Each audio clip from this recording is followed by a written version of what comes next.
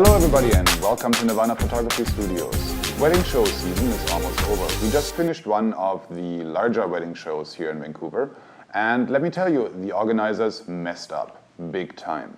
There is like, I kid you not, 18 photographers at the show. 18 photographers. And this is one of the more higher end, one of the bigger wedding shows here in Vancouver. So aside, let's forget for a second that this is not fun for the photographers because you're just simply stepping on each other's toes. But it's also like, as an organizer, you're doing your brides a disservice. Like, it's for the brides, this is super confusing. Like, the show is big. There's a ton of vendors. Like, there's flashing lights everywhere, specials everywhere, people approach you. And for the brides, it is super stressful. Like, we have brides showing up at our booths, like chicken with their heads cut off. And they were like, you know what, just give me a brochure. Like, this is way too confusing. I need to sit down at home and just look through everything in peace and quiet. And like, I can't make a decision like this. And while I completely understand, like, we all know this is not a good way to make a decision. This is not a good way to pick a photographer.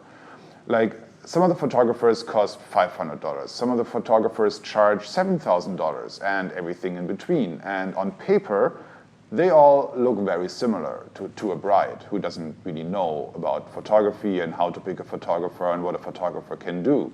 So we all know that a dialogue with the customer is necessary. So the interesting part, however, is to talk with the brides and the photographers, and you hear pretty much the same question in different variation from both camps. The brides ask you, well, why are you charging so much? Or, I mean, the smarter ones go to the other vendors and say, well, why are you charging so little? But why are you so cheap? What's wrong here? But and photographers kind of ask the same question, like, how should I price myself? Like, they look. Some of them ask, like, well, maybe am I too expensive? The ones that charge like $500 are like, well, why is that guy charging so much and I can't? And so everybody's just very confused, and it led us wanting to do this little mini-series where we talk about how to price yourself, like how to price yourself and how to explain your price point to a potential client, be that a bride, a portrait client, a newborn client. None of this is actually even related to photography. This is just plain business, but we're talking about it in the context of wedding and portrait photography. Okay, so let's quickly think about, like, who are we actually talking about? And I mean, we're talking about pricing, so we're assuming that you are either a full-time or a part-time photographer who wants to make money and make a living from photography. Sometimes photographers have a hard time justifying that they have to make money, and I actually don't understand that, because you have expenses, you have a mortgage, you have rent, whatever it is, you want to eat something at some point, would be nice. Maybe you have kids to feed, so like you're running a business. As a business, one of your goals is to make money. I mean, there's absolutely nothing wrong with that. And if you have a problem with that, then maybe you shouldn't go into business for yourself in the first place. But that's a different conversation to be had. So, like, let's establish for a second you are a photographer who wants to make money with his photography business.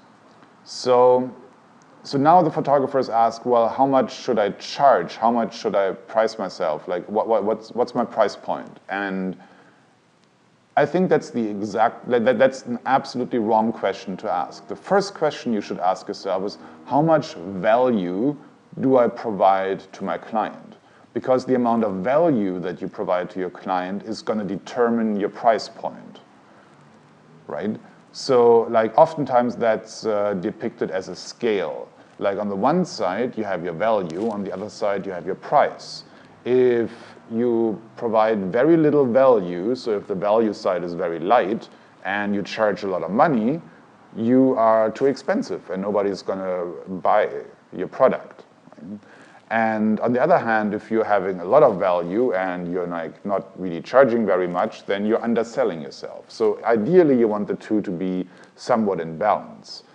The problem that I see that a lot of photographers have is explaining the value that they provide, or actually in a lot of cases they don't actually provide a lot of value. If I give you a CD with images, that's no value. There's absolutely no value in it, and of course you can't charge very much. Like I would argue that like $500 is way too expensive if all you do is show up on the day, shoot a couple of pictures, and hand them a CD. Like, why?